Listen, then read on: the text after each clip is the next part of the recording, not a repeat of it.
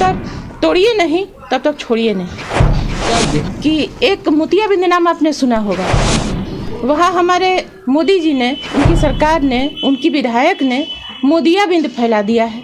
पारो विधानसभा के साथ साथ समस्त देशवासियों को होली और रमजान की शुभकामनाएं दूंगी और सबका अभिवादन करूंगी।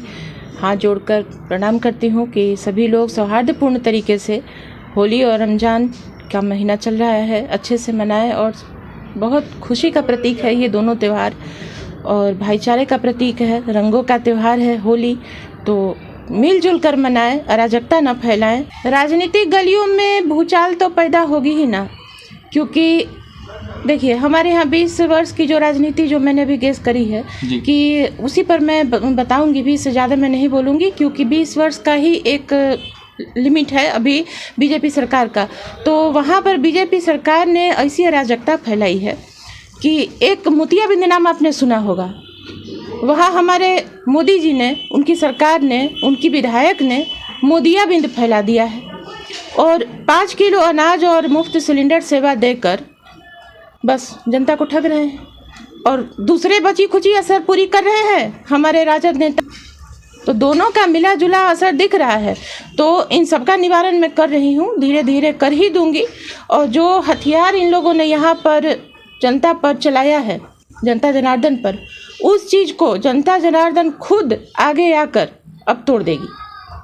मैंने नारा दिया है कि कोई भी नेता आता है जो अगर आपके बारे में बात नहीं करता, एक बार भी अपने लिए वोट कर मांगता है, आपसे अपने लिए कुछ मांगता है, तो उसको मत दीजिए, बिना सोचे समझे मत दीजिए। मैं भी नहीं मांगती हूँ, मैं सिर्फ उन लोगों को एक सुझाव दे रही हूँ कि जब तक तोड़िए नहीं तब तक छोड़िए नहीं।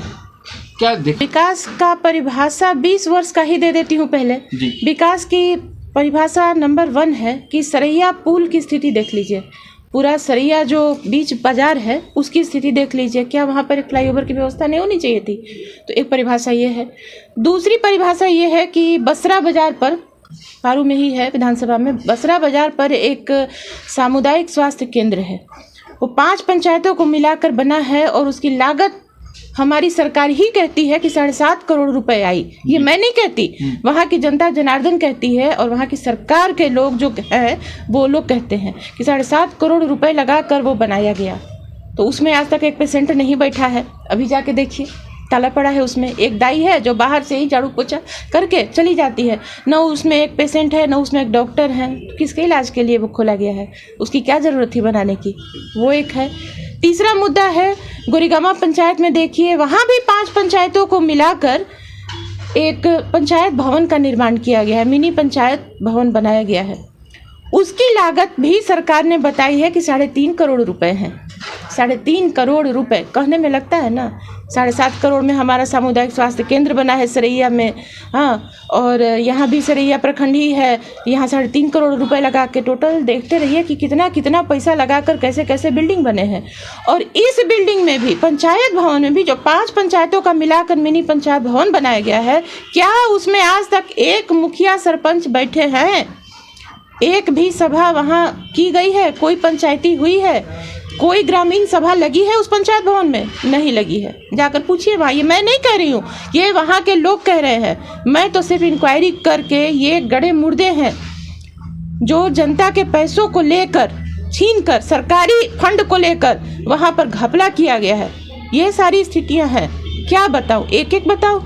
उसके बाद चौथी नंबर की बात, जाके देखिए वहाँ नहर में जो पानी छोड़ा जाता है सरैया में, उसकी बात देखिए। बिना कहे पानी छोड़ देंगे, वहाँ पर बिल्कुल सूखी नहर है, वहाँ पर उपले वगैरह लगाते हैं, गोबर का जो बनता है ना वो सब पाती रहती हैं महिलाएं। एक बैग पानी छोड़ देंगे, ग्रामीण जगह है वो सब, वहाँ पर ग्रामीण बैठते हैं, कभी शौच के लिए बैठ गए, कभी कुछ किया, एक बैग पानी आता है और वहाँ मतलब अकाल मृत्यु हो जाती है। क्यों? ये बिना इन्फॉर्मेशन के वो भी पानी छोड़ दिया गया। तो ये सब जवाबदेही किसकी है? होनी चाहिए कि नहीं? तो ये 4-5 बहुत अहम मुद्दे हैं। प्लस एक और चीज़ है, वहाँ के भ्रष्ट कर्मचारियों की। वहाँ पर आज जाइए, सीओ साहब के पास जाइए, सरैया पारू दोनों के सीओ हैं, वहाँ जाइए, बीडीओ के पास जाइए, या बिजली विभाग में जाइए जेई के पास किसी काम के लिए।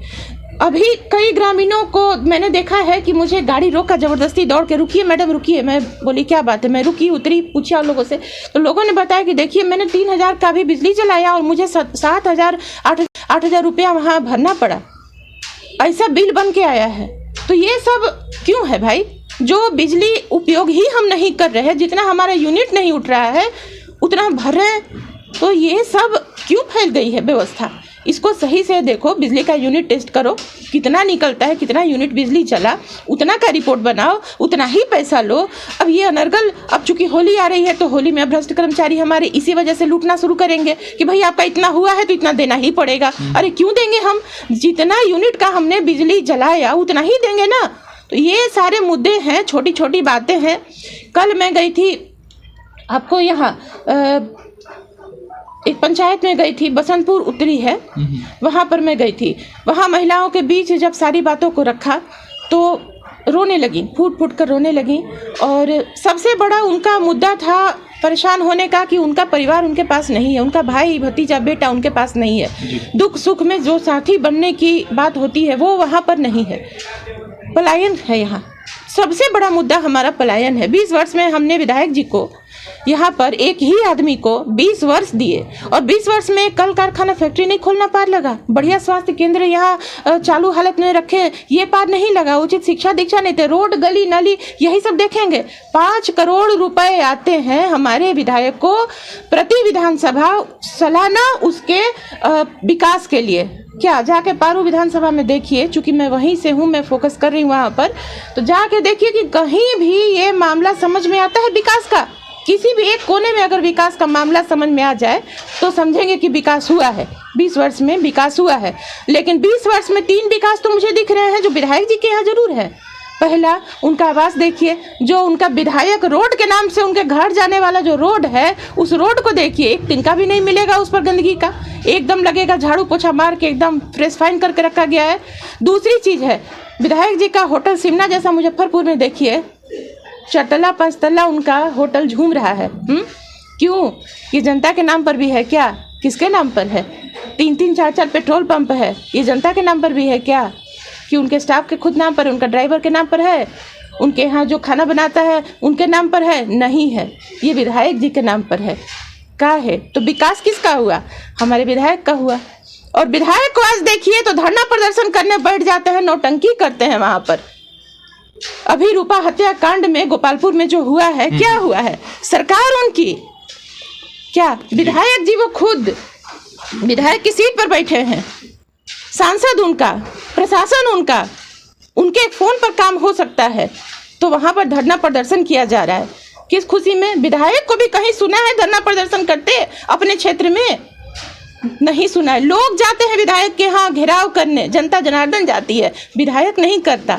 तो ये सारी चीजें हो रही हैं। ऐसा करके वो क्या साबित करना चाहते? साबित यही करना चाहते हैं। आज देखिए, मैं रूपा हत्याकांड पर एक फोकस कर रही हूँ। अभी इस चीज को जनता जनार्दन को भी समझना चाहिए कि जनता को, निरीह जनता को कैसे मूर्ख बनाया जा रहा है, कैसे उस पर पर्दा डाला जा रहा है अपनी गुनाहों पर। देखिए, अभी रूपा की माँ कहाँ है? पटना में विधायक जी के आवास पर हैं, उनका पूरा परिवार विधायक के आवास पर है। मैं पूछ सकती हूँ कि क्यों विधायक क्यों रखे हुए हैं भाई? रूपा की माँ को अच्छे कपड़े मिल रहे हैं, अच्छा खाना मिल रहा है, अच्छी व्यवस्था में उनको रखा गया है, इसमें कोई डाउट नहीं है। लेकिन मिला क्या नहीं है? तो उसकी माँ को न्याय नहीं मिला है। क्या? कहाँ घूम रहा है रूपा का हत्यारा जो है? कहाँ घूम रहा है? उसको प्रशिक्षण कौन दे रहा है? कहाँ रहो नहीं रहो? ये जनता की वोट बटोरने की एक कला है कि वहाँ दलित समाज को कैसे अपने कब्जे में कर लिया जाए। वहाँ दलित समाज ये जानता है ना कि भाई हमारे विधायक ने तो उसकी माँ को रखा है, हाँ, उसको प्रोटेक्शन में दिया है। लेकिन नहीं, ये प्रोटेक्शन नहीं है, यहाँ पर वोट की राजनीति चल रही है। वोट लेने का ये बहुत गंदा राजनीति खेला जा रहा है, दलित समाज को समेटने की राजनीति चल रही है, ये चल रहा है। लग रहा है कि 2025 दलित समाज को एकत्रित करने के लिए रूपा हत्याकांड का राजनीति होगा। बिल्कुल, रूपा को, वो तो बेचारी गई, दुनिया से चली गई, लेकिन उसकी आड़ में यहाँ मरे को भी लोग नहीं छोड़ते। उसकी आड़ में, उसकी मौत की आड़ में राजनीति चमकाई जा रही है। इससे भी गंदी चीज कुछ हो सकती है? बताइए। आप महिला हैं, महिला को हमदर्द को समझते हैं, तो आप इस पे आपकी क्या राय रहेगा, क्या आवाज रहेगी? हमारी महिलाओं को इतना निरीह बना दिया जाता है और बना दिया गया है। मैं खासकर पारू विधानसभा पर फोकस करके बात बता रही हूँ। ये मैं जब वहाँ हर घर में जा रही हूँ तो सबसे बड़ी चीज़ महिला की क्या होती है, उसके पति, उसके बेटे, उसके परिवार में जो मेन मुख्य सदस्य है वो उनकी ताकत होती है। सबसे पहले यहाँ पलायन करके उनको घर से निकाल के उनको अपने राज्य से ही बाहर कर दिया गया है कि ना वो यहाँ रहेगा, न महिलाएं किसी से अपना दुख दर्द कह पाएंगी और न कुछ उसका निवारण हो करा पाएंगी, तो इसलिए दर्द में रहेंगी। अब क्या हो रहा है, वहाँ पर जाकर जो कि चुनाव के 6 महीने रह गए हैं तो वहाँ पर 500,000 रुपए दे देकर खरीद बिक्री चालू है उन निरीह महिलाओं के लिए। वहाँ जा रहे हैं लोग और उनसे खरीद बिक्री कर रहे हैं कि आप हमें ही वोट दीजिएगा। अरे निर्लज्जो, थोड़ा तो समझदारी लो, उनको ऐसे बलगरा रहे हो, थोड़ा तो समझदारी से काम लो। इतने निचले स्तर की राजनीति करेंगे, हम महिलाओं को ये उम्मीद नहीं थी हमारे नेताओं से। इसलिए ही मैं वहाँ पर जाती हूँ और जाके जनता को जागरूक करती हूँ, खास करके महिलाओं को प्रेरित करती हूँ कि ऐसे कुविचार वाले लोगों से सावधान रहिए। देखिए, जनता के बीच में चूँकि जनसुराज से मैं हूँ और जनसुराज से 5 प्रत्याशियों को आना ही है, ये अनिवार्य ही है आना। हमारे नेता प्रशांत जी का कहना है कि 5 प्रत्याशी आएंगे जो जनता जिनको चुनेगी, सर्वे में जिनका नाम निकलेगा उनमें से 5 में से 1 को निकाला जाएगा। तो ये बवाल मेरा नहीं है कि प्रशांत जी का है, जनता जनार्दन का है और सर्वे वालों का है कि वो किनका नाम निकालते हैं।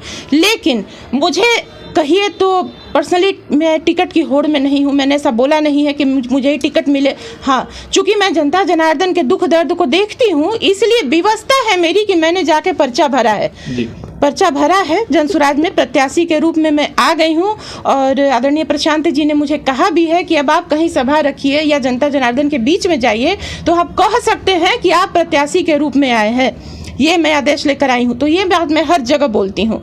रही बात कि पारू से और भी लाल हैं, तो पारू के लाल लोगों की ही कहानी तो मैं 20 वर्षों से देख रही हूँ, जिसकी चर्चा मैंने अभी विगत कुछ मिनट पहले कर दी है। तो पारू के लाल लोग की जो चर्चा है, तो यही मैं जनता जनार्दन को भी कहती हूँ कि सारे लाल को देख रहे हैं, लेकिन इस लाल में कुछ हमारी गृहिणियाँ भी आती हैं। मैंने उनको ये संदेश दिया है कि जितने भी लाल आपके यहाँ आते हैं खरीद बिक्री करने या अपना नाम दिखाने के लिए कि मैं ये करूँगा, मैं वो करूँगा, तो भाई अब लाल लोगों को जरा साइड कर दीजिए, झाड़ू मार के उन लोगों को साफ कर दीजिए, हमारा काम ही है ऐसा।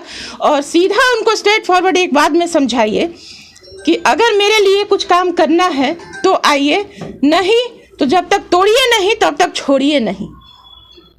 ये नारा देकर मैं बोलूँगी। और बागड़ बिल्लों से सावधान रहिए, मैं यही नारा देती हूँ कि बागड़ बिल्लों से सावधान रहिए। ये बागड़ बिल्ले हैं, कभी होली का रंग दिखाते हैं, कभी धर्म की आड़ का रंग दिखाते हैं, कभी जन्म और मरम का आड़ लेके आते हैं और कभी तो हद ही हो जाती है, खरीद बिक्री लेकर पहुँच जाते हैं। तो ये बागड़ बिल्ले ही हैं, इनसे सावधान रहने की ज़रूरत है।